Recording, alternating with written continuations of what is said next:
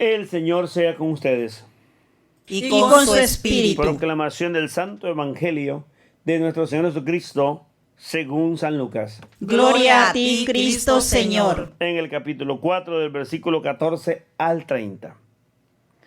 Jesús volvió a Galilea con el poder del Espíritu, y su fama corrió por toda aquella región. Enseñaba en las sinagogas de los judíos y todos lo alababan. Llegó a Nazaret, donde había sido criado, y el sábado fue a la sinagoga, como era su costumbre. Se puso de pie para hacer la lectura, y le pasaron el libro del profeta Isaías.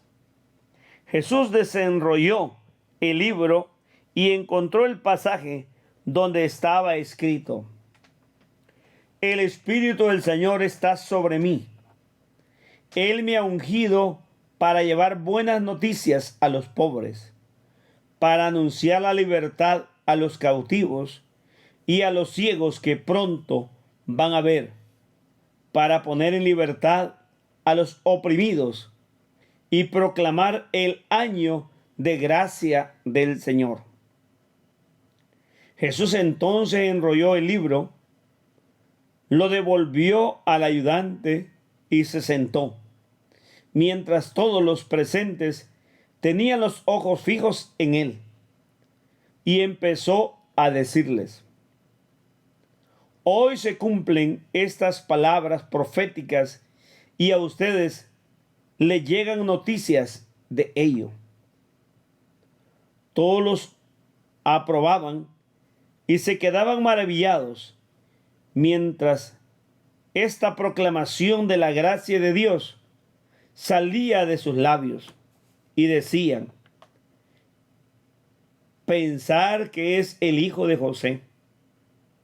Jesús les dijo: seguramente ustedes me van a recordar el dicho: médico, cúrate a ti mismo. Realiza también aquí en tu patria lo que nos cuentan que hiciste en Cafarnaúm. Y Jesús añadió: ningún profeta es bien recibido en su patria. En verdad les digo que había muchas viudas en Israel en tiempo de Elías, cuando el cielo retuvo la lluvia durante 3 años y medio, y una gran hambre asoló a todo el país. Sin embargo, Elías no fue enviado a ninguna de ellas, sino a una mujer de Sarepta, en tierra de Sidón. También había muchos leprosos en Israel en tiempo del profeta Eliseo, y ninguno de ellos fue curado, sino Naamán el sirio. Todos en la sinagoga se indignaron al escuchar estas palabras. Se levantaron y lo empujaron fuera del pueblo, llevándolo hacia un barranco del cerro sobre el que estaba construido el pueblo, con intención de arrojarlo desde ahí. Pero Jesús pasó por en medio de ellos y siguió su camino. El Evangelio del Señor. Te alabamos, Cristo Señor. Jesús, que ha vencido todas las pruebas de Satanás con la fuerza del Espíritu Santo, ha hecho cantidad de milagros por toda la región de Galilea. Ha llegado hoy a la sinagoga en su tierra. Al entrar en la sinagoga y recibir el rollo de la Sagrada Escritura y abrir la parte del profeta Isaías, que dice: el Espíritu del Señor está sobre mí, porque Él me ha ungido y me ha enviado a proclamar el año de gracia, a liberar a los cautivos. Si todos tuviéramos esta conciencia del año de gracia del Señor, y que en este mundo no solo podemos pensar en la parte espiritual del ser humano, sino todas aquellas ataduras que lo ligan a no tener libertad. Por ejemplo, la iglesia hoy callada, en su mayoría, la gran iglesia, la iglesia mayor en este país, mientras se persigue a los inmigrantes, a los indocumentados.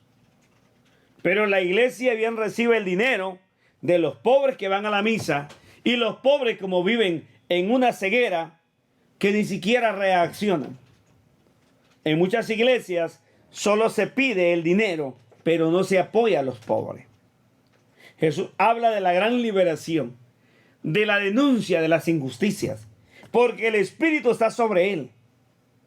Cuando es el Espíritu que nos ilumina, no tenemos conformismos ni miedos, sino vivimos en libertad y nos movemos en la libertad.